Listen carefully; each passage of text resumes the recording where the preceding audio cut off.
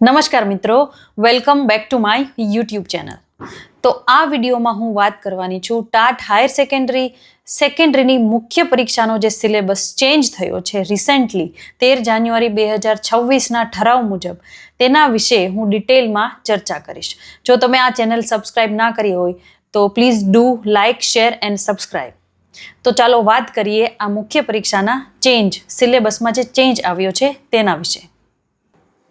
આપને ખબર જ છે, પ્રશ્ન 2 વિષય વસ્તુ અને વિષય પદ્ધતિ સજ્જતાનું કોષ્ટક મુખ્ય પરીક્ષાનો આ સિલેબસ છે, તેમાં ચેન્જ થયો છે.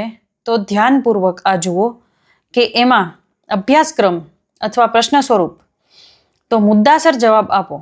બરાબર, પહેલામાં મુદ્દાસર જવાબ આપો 150 થી 180 શબ્દોમાં, 7 પ્રશ્નો, દરેક પ્રશ્નના 15 ગુણ, જેથી ટોટલ ગુણભાર થાય છે 35. બીજો ક્રમાંક, માંગ્યા પ્રમાણે જવાબ આપો.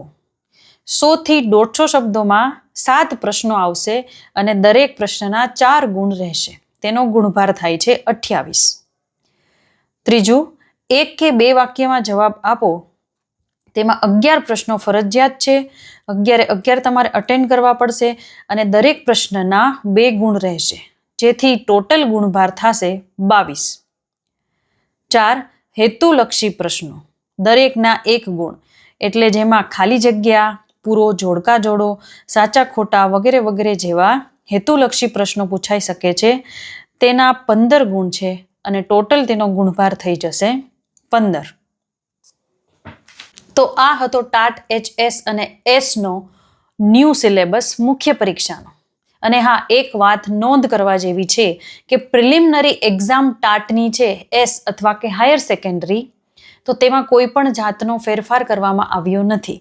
પ્રિલિમિનરી એક્ઝામનો સિલેબસ એઝ ઇટ ઇઝ છે, તો તે તમારે ધ્યાને રાખવું. અને આ મુખ્ય પરીક્ષાનો જે સિલેબસ આપણે જોયો, જે ચેન્જ આવ્યા છે, તે મુજબ તમારે તમારી તૈયારી કરવાની છે અને મહેનતે લાગી જવાનું છે.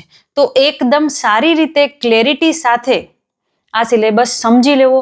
કેટલા અને કેવા પ્રકારના પ્રશ્નો આવશે, કેટલો ગુણભાર આવશે, તે તમારે જોવો જ રહ્યું. તો આવા જ વિડીયો જોવા માટે સબસ્ક્રાઇબ કરો મારી ચેનલને.